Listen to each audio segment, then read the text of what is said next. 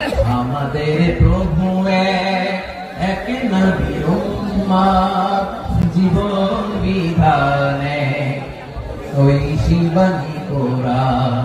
আমাদের প্রভু এক নবীর উম্মত, জীবন বিধানে ওই শিবানী কোরআন। তবে কেন এক হে মুসলমান, এক হও করিয়া ভবান। বাইতুল্লাহ, আওয়াজ করে বলো আমাদের বাইতুল্লাহ কয়টা?